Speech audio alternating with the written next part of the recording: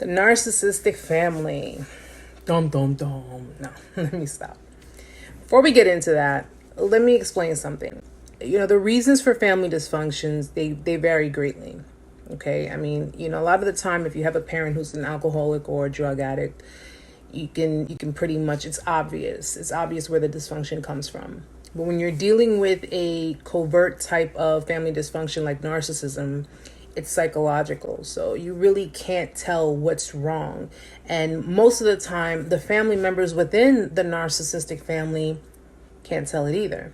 All right. But in a healthy family setting, you have parents that are very empathic, very in tune with their emotions, very understanding when it comes to their children. They create these dynamics that give their children that secure attachment to them, in that they are nurturing, caring, giving, loving. Consequently, they're equipped to nurture their children and to support them, to support their growth, so that way their children are ready to differentiate and gain their own autonomy. So, as a parent, we're raising our kids to be ready for the world, good or bad, however way you put it. But the healthy settings is what determines the type of lifestyle that your child is going to live, the type of lifestyle that, everyone lives. That's just pretty much it. And I've said this before in one of my other videos based on, how you attach to your children. But in the narcissistic family, it's very different. It's not a democracy. You got a tyrant. And you have a bunch of people who fall underneath that tyrant, that are under manipulation, deceit, you name it. So why don't we just get into it?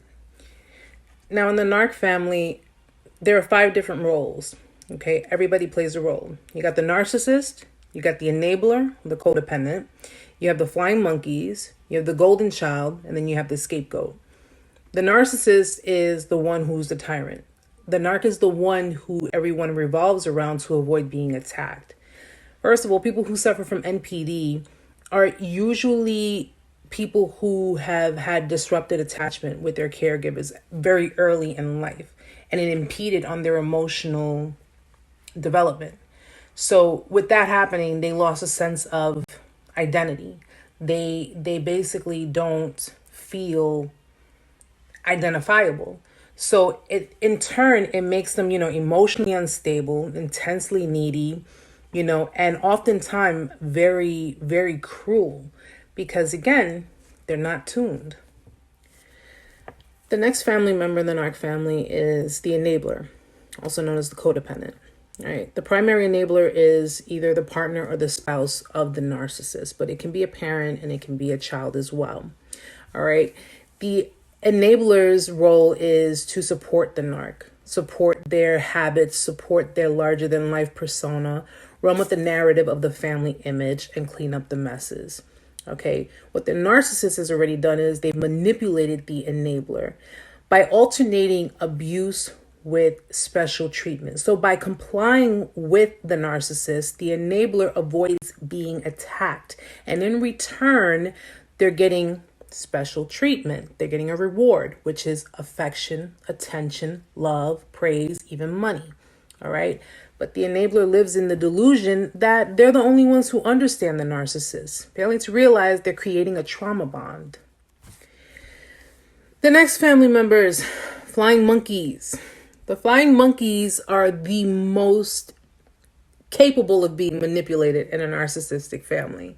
And what they do is they carry out the abuse for the narcissist. Okay, so if the narcissist has a targeted victim or victims, the flying monkeys will already carry out the abuse intended by the narcissist to that victim. They act like a proxy. They're, you hear flying monkeys. You remember the Wizard of Oz when the wicked witch had her flying monkeys and they carried out, whatever it was that she wanted done, because that's how flying monkeys in a narc family is. They carry out the dirty work of the narcissist. They side with the narcissist and they go against the narcissist's target or victim, I should say.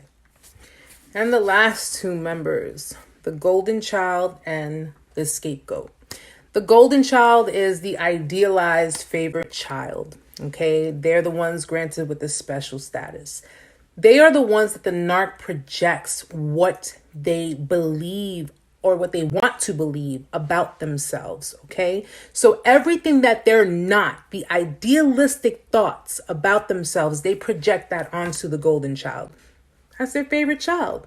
However, the scapegoat gets the bad end of it. They get the brunt of self-hatred, loathing, disappointments. They get blamed for the family problems.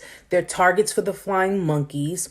Why? Because the scapegoat is the actual one who is the strongest out of all of them. And you know what the scapegoat turns into?